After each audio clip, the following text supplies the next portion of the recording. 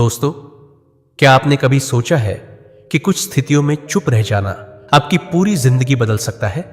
जब कोई तुम्हें गुस्से में गालियां देता है और तुम मुस्कुराकर चुप रहते हो, जब कोई तुम्हारा अपमान करता है और तुम मौन रहकर उसे क्षमा कर देते हो, जब तुम्हारे पास जवाब होता है लेकिन तुम उसे बोलने की बजाय खामोशी से जीत जाते हो, यही मौन, यही चुप्पी एक समय पर बुद्ध की सबसे ताकतवर सीख थी।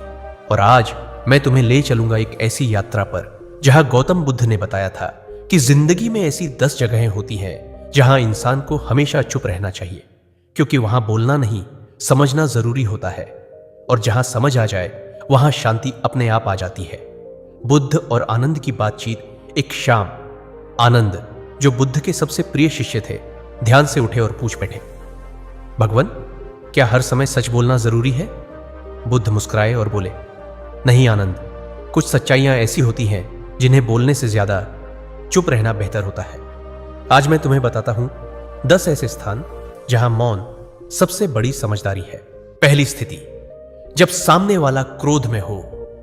एक बार एक आदमी बुद्ध के पास आया, आंखों में आग, चेहरे पर गुस्सा और जुबान जहर से भी ज्यादा कड़वी। वो चिल्लाया, तुम ढोंगी हो, तुमने मेरे बेटे को भटका दिया है, तुम लोगों को जंगल में घुमाते हो, घर छोड़ने को कहते हो। बुद्ध चुप रहे। उन्होंने एक शब्द भी नहीं कहा, बस उसे शांत निगाहों से देखते रहे। वो आदमी और भड़का, क्यों चुप हो, जवाब क्यों नहीं देते? बुद्ध ने शांत स्वर में कहा, अगर कोई व्यक्ति तुम्हें एक तोहफा देना चाहता है और तुम उसे लेने से इनकार कर दो, तो वो तोहफा किसका रह जाता है? आदमी चौंका। बुद्ध बोले, मैंने तुम्हारा क्रोध स्वीकार नहीं किया, इसलिए वह अब भी तुम्हारा ही है। फिर उन्होंने आनंद की ओर देखा और कहा, क्रोध एक आग की तरह होता है, अगर तुम उसमें कूदोगे तो जल जाओगे, लेकिन अगर तुम दूर खड़े होकर उसे बुझने दो तो वो सिर्फ धुआं बनकर उड़ जाएगा। सच्चाई यह है, जब कोई क्रोध में होता है तो वो खुद पर नियंत्रण खो चुका होता है। उसका मन एक तूफान बन चुका होता है, और तूफान के बीच तर्क करना बुद्धिमानी नहीं, पागलपन होता है। बुद्ध हमें सिखाते हैं, ऐसे समय पर चुप रहना कायरता नहीं, बल्कि वो धैर्य है जो मनुष्य को श्रेष्ठ बनाता है।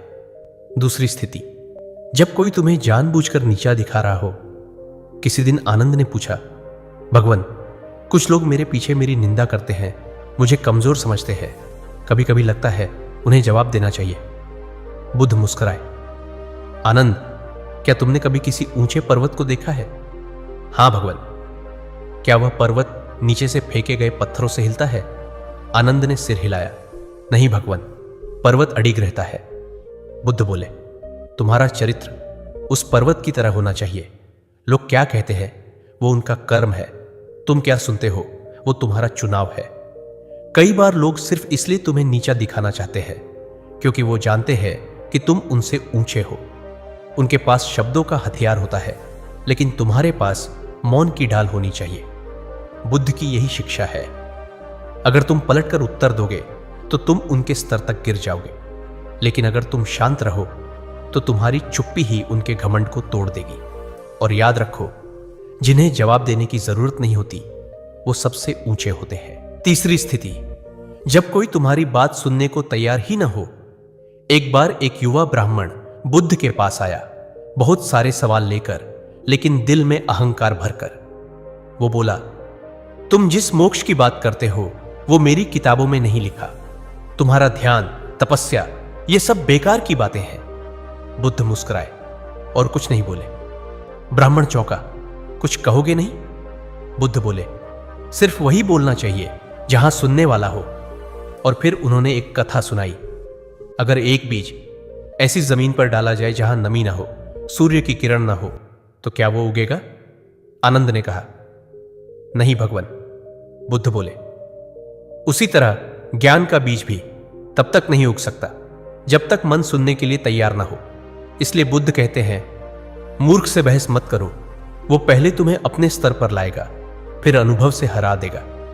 ऐसे लोगों के सामने चुप रहना खुद की ऊर्जा को बचाने जैसा है, क्योंकि हर सवाल जवाब मांगता नहीं, कुछ सवाल सिर्फ मौन से ही पूछते हैं। चौथी स्थिति, जब तुम्हें गुस्सा आए। एक दिन एक शिष्य ने बुद्ध से पूछा, भगवान, जब मन बहुत दुखी हो, जब कोई हमारा अपमान करे और अंदर से आग की तरह गुस्सा उठे, तब क्या करें? बुद्ध ने एक लोटा पानी मंगवाया, उसे थामे हुए बोले, इस लोटे में तुम जहर मिला दो और फिर किसी प्यारे व्यक्ति को पीने को कहो, क्या दोगे? शिष्य ने कहा, नहीं भगवान, मैं जहर क्यों दूंगा? बुद्ध बोले, लेकिन जब तुम क्रोध में बोलते हो तो यही जहर अपने प्रियजनों को पिलाते हो। फर्क सिर्फ इतना है, वो शब्दों का जहर होता है। क्रोध वो क्षण होता है जब आत्मा मन के अंधकार में खो जाती है और ऐसे समय में बोले गए शब्द न तीर की तरह वापस आते हैं, न तलवार की तरह मिटते हैं। वो हमेशा के लिए दिल में रह जाते हैं, घाव की तरह। इसलिए बुद्ध कहते हैं, अगर मन अशांत हो तो जुबान को शांत रखो, क्योंकि शब्द एक बार बाहर आ जाए तो उन्हें कभी वापस नहीं लिया जा सकता। कभी कभी चुप रह जाना किसी रिश्ते को टूटने से बचा लेता है।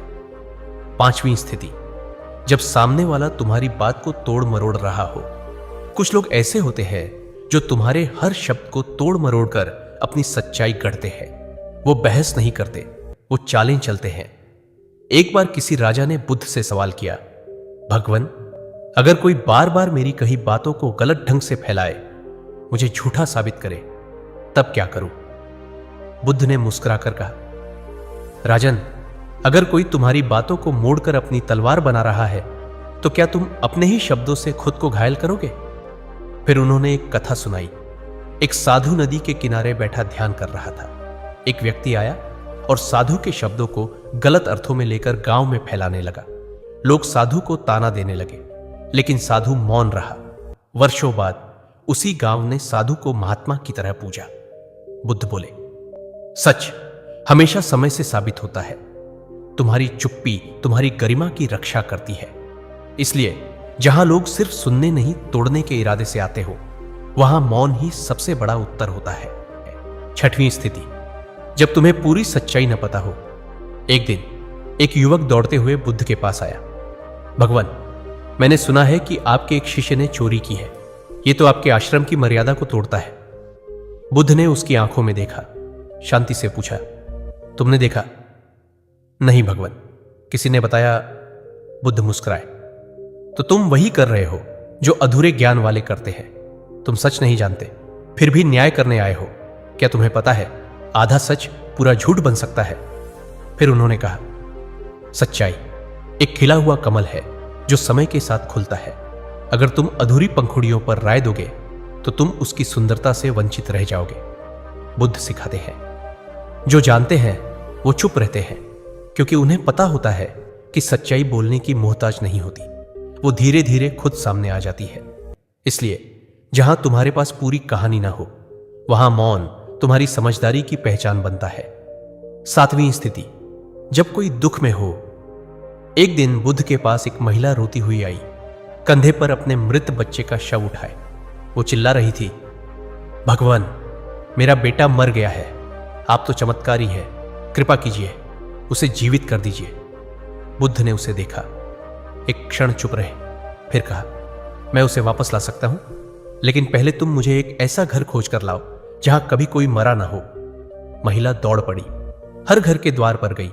हर कोई यही कहता, हमने भी अपनों को खोया है। वो लौटी, शांत, चुप। उसके आंसू अब ज्ञान में बदल चुके थे। बुद्ध ने कुछ नहीं कहा, बस उसके पास बैठ गए। कभी कभी दुख में सबसे बड़ी दवा कोई शब्द नहीं होता, बल्कि वो मौन होता है जो साथ निभाता है। बुद्ध कहते हैं, जब कोई टूट रहा हो तो उसे उपदेश नहीं, बस एक मौन उपस्थिति चाहिए जो कहे, मैं तेरे साथ हूं। क्योंकि उस क्षण में सुनना नहीं, महसूस करना जरूरी होता है। 8वीं स्थिति, जब कोई तुम्हारी हर बात में टोकता हो। कभी कभी तुम कुछ कहने जाओ और सामने वाला हर वाक्य पर टोका टोकी करने लगे। ऐसे लोग सुनने नहीं आए होते, बल्कि जीतने आए होते हैं। बुद्ध के समय में एक तर्की ब्राह्मण आया जो हर बात में दलील देता, विरोध करता और बार बार बुद्ध की बातों को काटता। बुद्ध शांत रहे। आनंद ने पूछा, भगवान, आप जवाब क्यों नहीं दे रहे? वो तो आपका अपमान कर रहा है। बुद्ध मुस्कुराए, वो तीर चला रहा है, मैं उसे ढाल क्यों दूं? और फिर बोले, अहंकार जब विचारों से बड़ा हो जाए तो संवाद मर जाता है। ऐसे समय पर चुप रहना कोई हार नहीं, बल्कि स्वयं को मानसिक विष से बचाना होता है। बुद्ध कहते हैं, अगर कोई हर बात में टोक रहा है तो वह सीखने नहीं, लड़ने आया है। और ऐसे युद्धों में मौन ही सबसे बुद्धिमानी है, क्योंकि कुछ लड़ाइयां जीतने के लिए नहीं, छोड़ने के लिए होती है। 9वीं स्थिति, जब समय अनुकूल ना हो। बुद्ध एक गांव में उपदेश देने पहुंचे।